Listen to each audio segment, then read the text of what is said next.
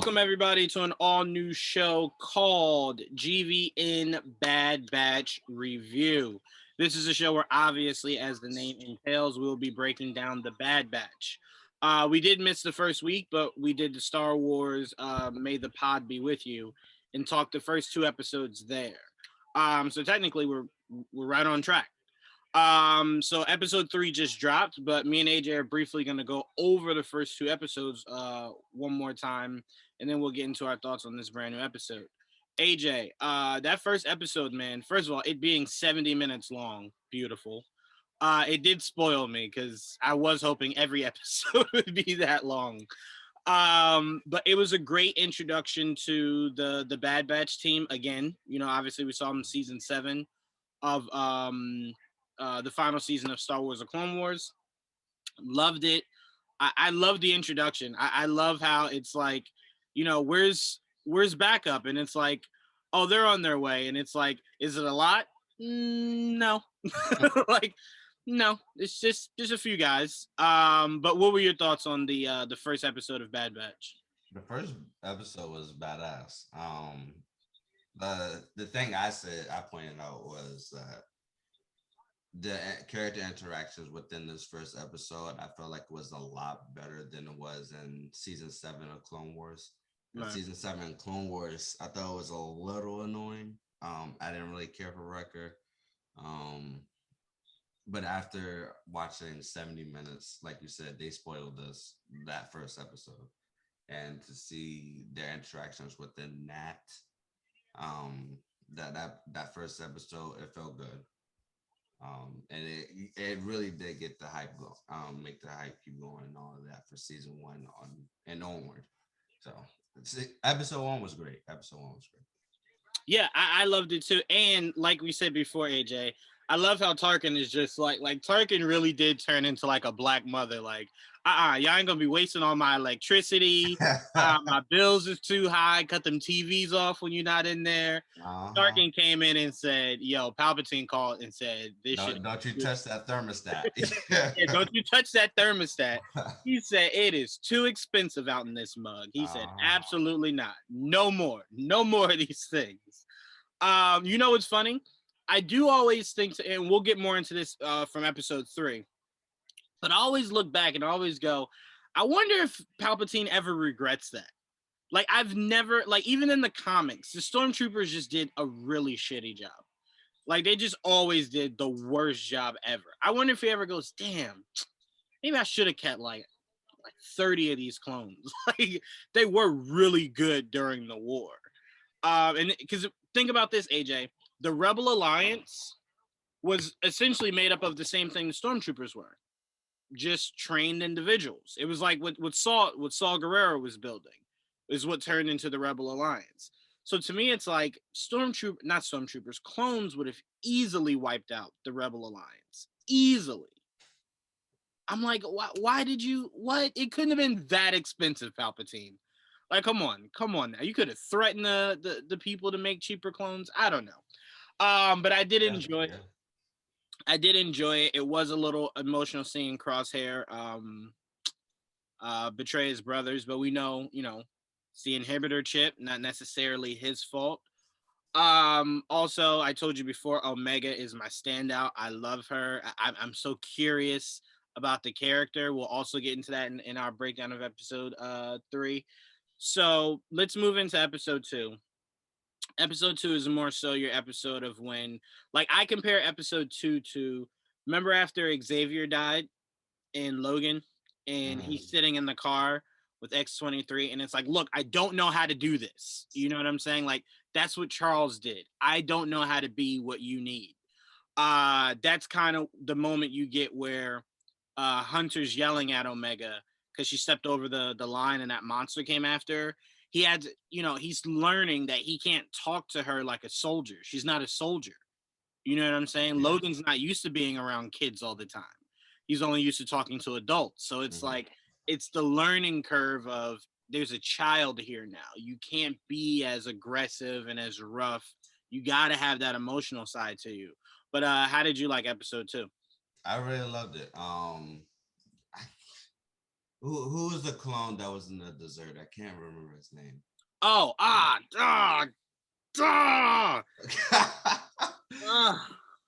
um, cut. It's. I think it's cut. Was it cut? I, this is terrible, but I can't remember. Yeah, no, Kicks. I think it was It was Kicks. kicks. I think. Yeah, I'm pretty sure it was Kicks. Okay, let's go with Um, that. Let's go with that. Off the idea that neither one. watch everybody say, hell no, that's not him. You know, Anyway, you know that's what's gonna happen. I really love that they brought back Kicks, and when they went on that, as soon as I saw like the planet and all of the fields and stuff, I was like, damn, that was obvious. I was like, why didn't I think of that? It was a smart. I think it was a smart thing for them to do. Right. Um, I love the family aspect within the episode two. The character relationships between, like you said, Hunter and Omega. It definitely evolved during those moments in episode two, and it's going to continue to evolve, which I'm liking right now, especially in episode three. And the action with record, the not even the conflict, but like a little bit of argument between Tech and Echo. I felt like was really funny and enjoyable. You know, it's All crazy. all in all, I thought this was probably like the best made like story um within the 3 episodes that we've gotten so far. You know, it's crazy. Episode 2 is called Cut and Run, and his name is Cut.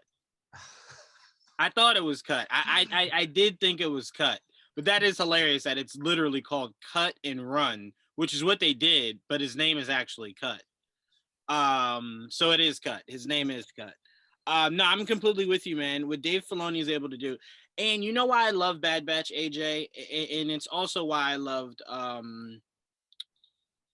Rogue One. Even though I always say if it doesn't have lightsabers, I'm not interested.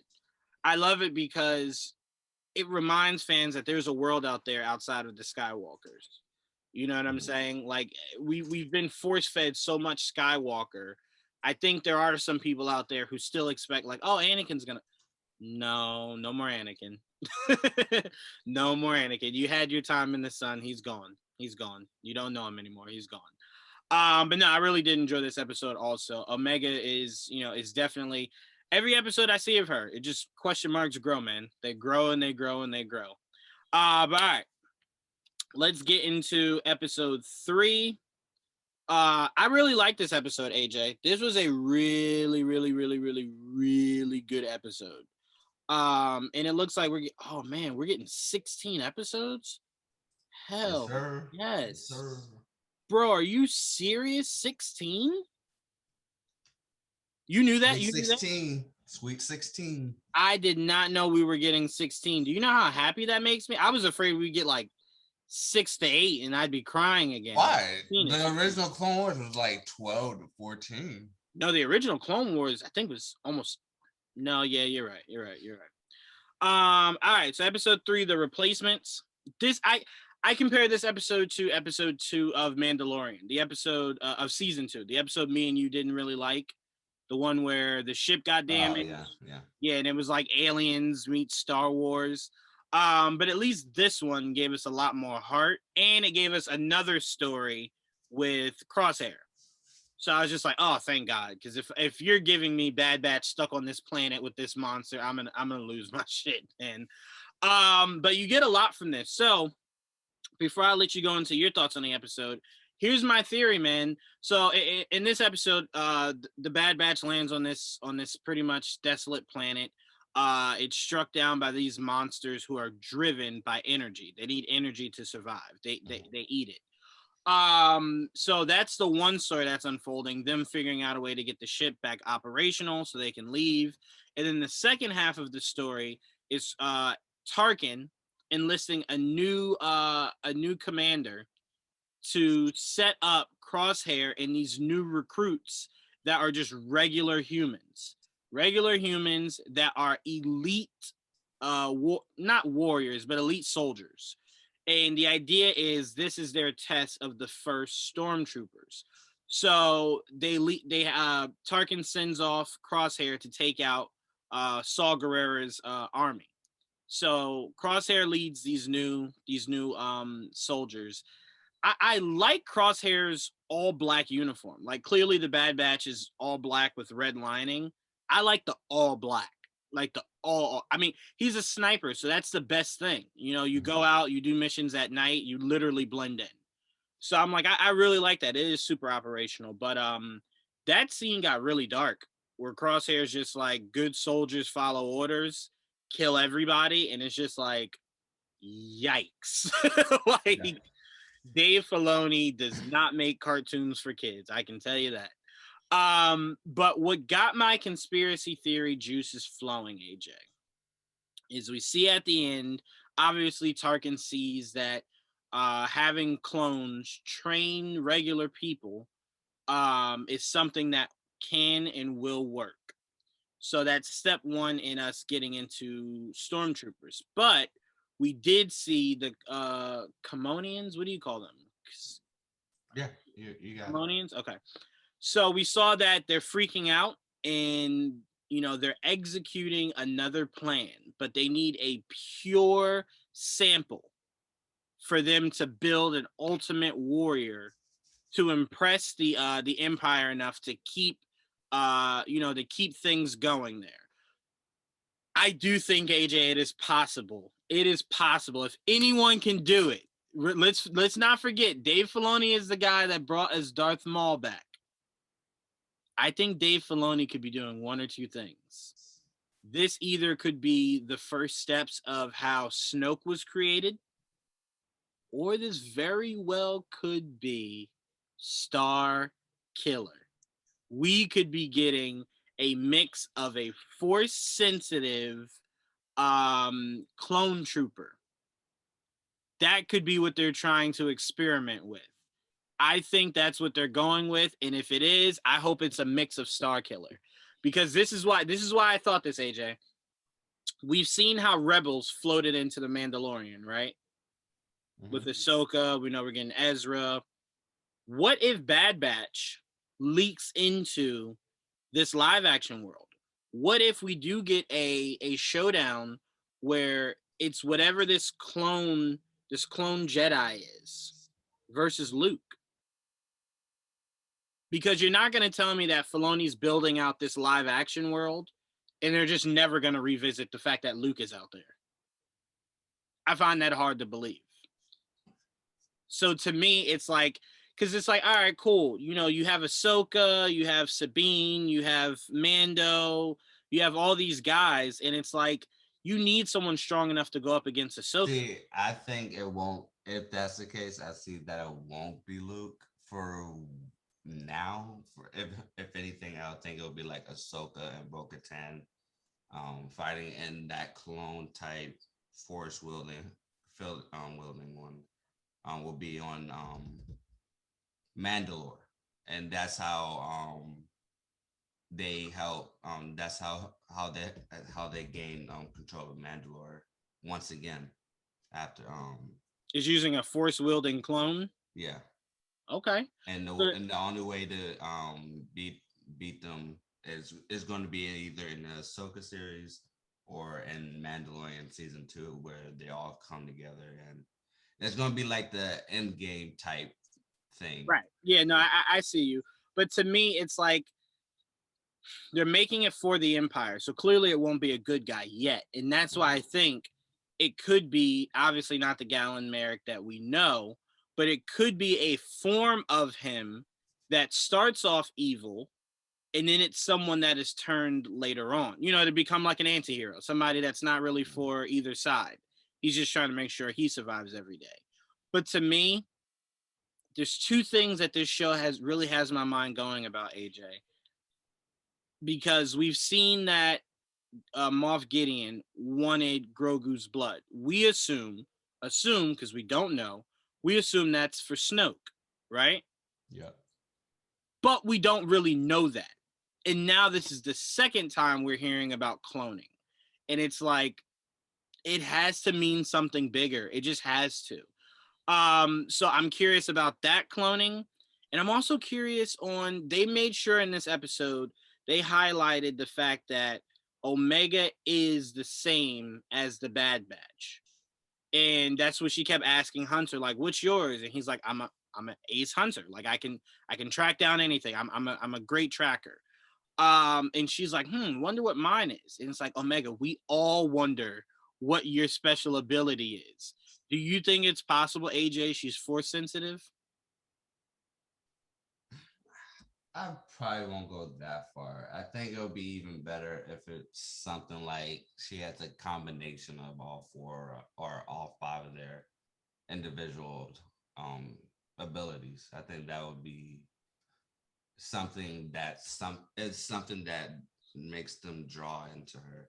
Okay. The reason why Wrecker likes her, the reason why Hunter is so like he just wants the best for her and stuff like that is because he can feel that type of connection between them all. Okay. I So feel like.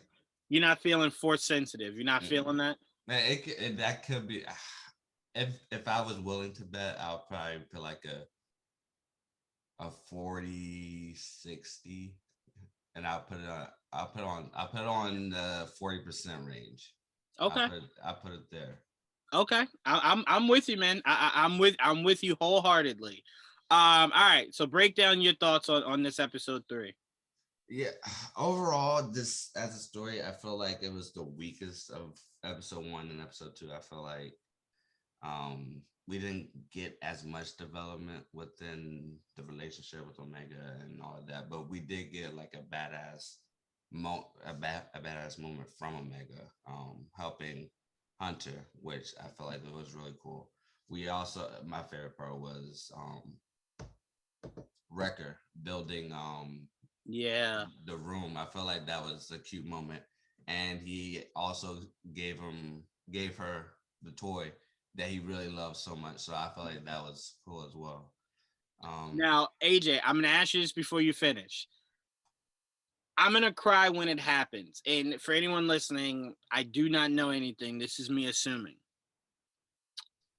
They made sure to mention every time we saw Wrecker how much his head hurt from the incident, from hitting it on the crack. Everybody has a theory on that. I don't. I think it's just a head injury.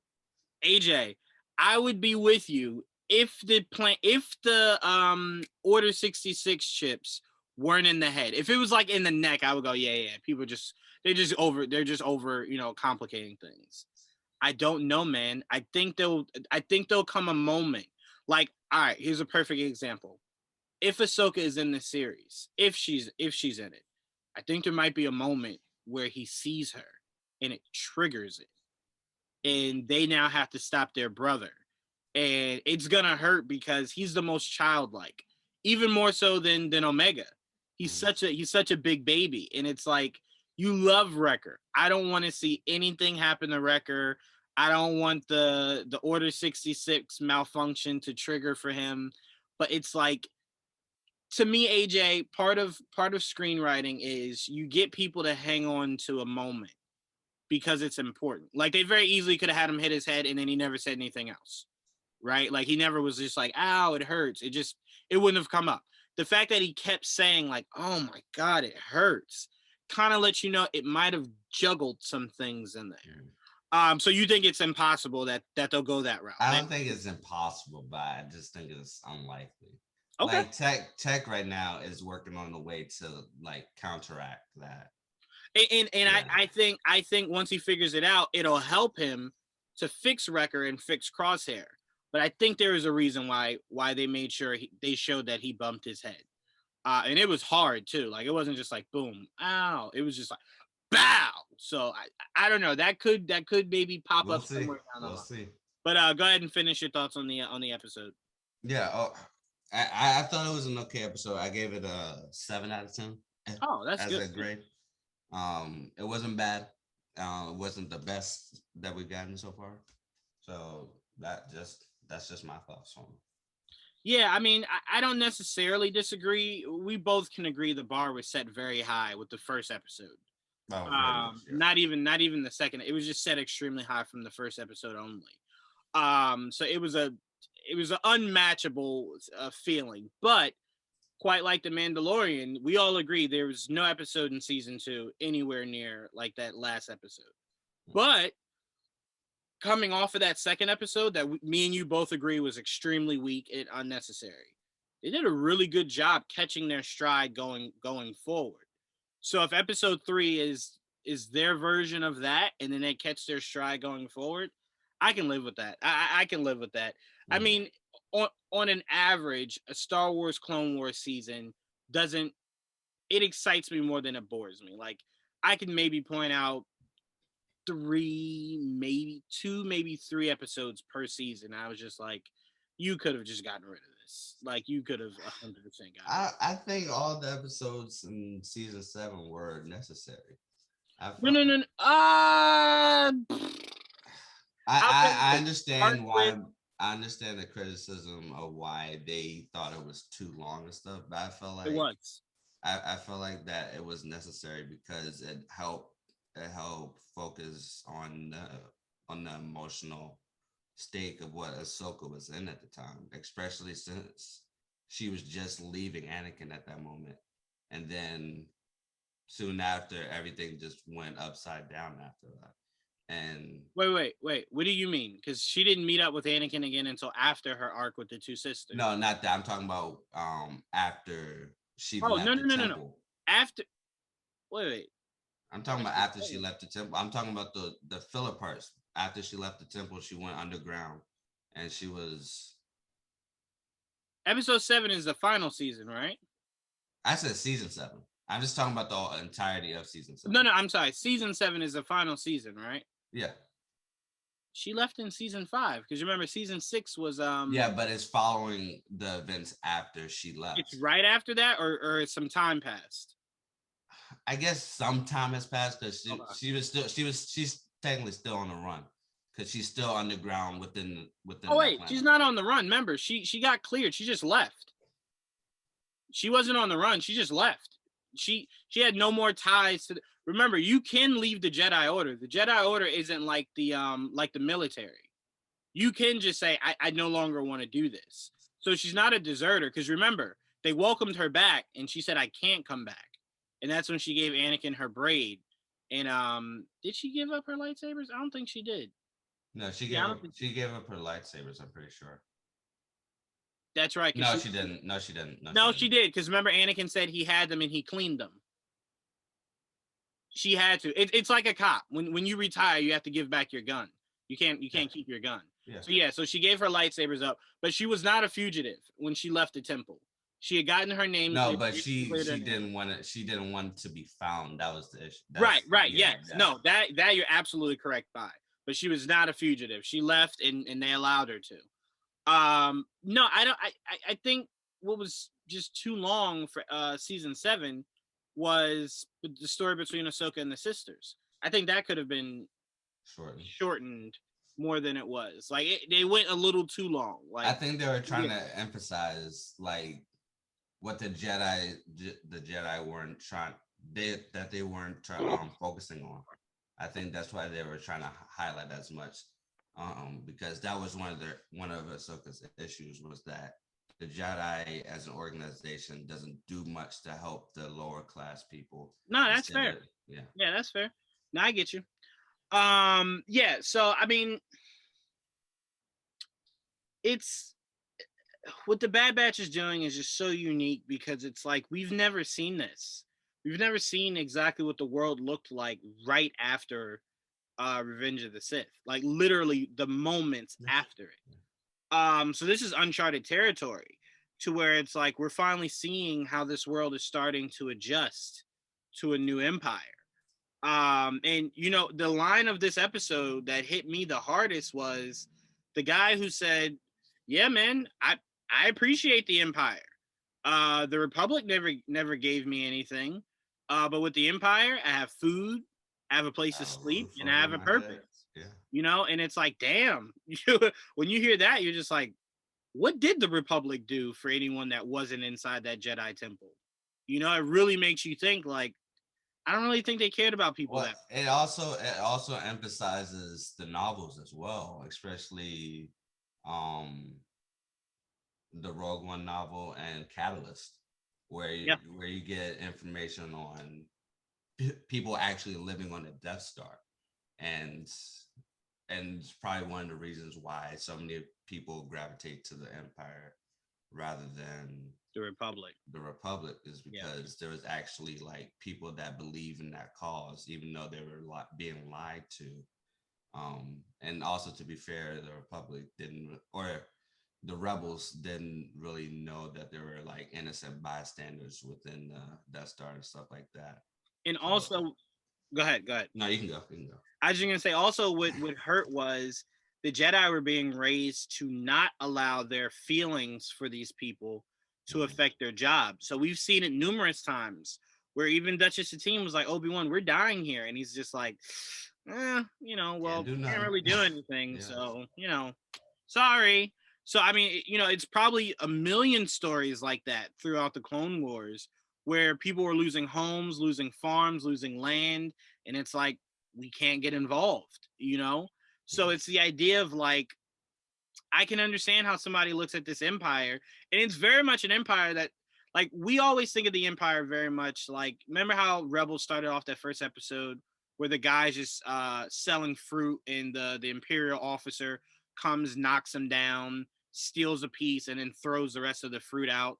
Like, yes, are there some douchebags in the empire? A Of thousand. course, yeah. But the empire very much was run to, if you fall in line, there's literally no problems. Like, we have no problems.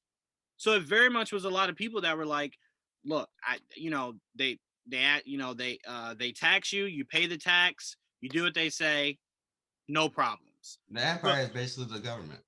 yes, 100%, 100%. So you do have a lot of people that are like, does this suck? Yeah. Is it better than what we had before? 100%. At least the Empire is caring enough to say, here's this, here's this. You fall out of line, I will kill you, but you fall in line, you're taken care of. So, and I'm not trying to make it seem like the Empire was good guys, but it very much was so. On a They didn't, basic level, right, the right, politics and all of that was on a route of like for the human right, side, and then because you they have weren't they the weren't Sith. boggled down by, we're not allowed to show emotion, we're not allowed to care, we're not allowed, because remember what the soldiers in this episode said, we're not here to kill civilians, that's not the Mhm. job, we're here to kill Saul Guerrera's soldiers, that's it. So that shows you right there that they're being taught, you don't just randomly kill civilians, that's not what we're here for, we're trying to get the people to buy into what we're doing, and we can't do that if we're just killing everybody. I think that's the misconception of the Empire. That as soon as Vader arrived, he just went around to each planet just murdering random people. Mhm. No, that's not the case. And again, I'm not trying to make them seem like good guys, but they showed you in this episode it's better than what it was. So I thought that was very important to highlight because we don't really see enough of that, whether it's in the movies or anything else. Really, the novels do a really good job breaking that down, Very good but not point. enough Yeah. people read the novels, unfortunately. So not enough people know that. But this was a really really really solid episode. I think AJ, I'm gonna give it 8.5 because just the crosshair arc of seeing the soldiers interact with him and seeing how all that played out to me was very important for the story of Bad Batch going forward. So I for think that it's alone, really interesting because I think after this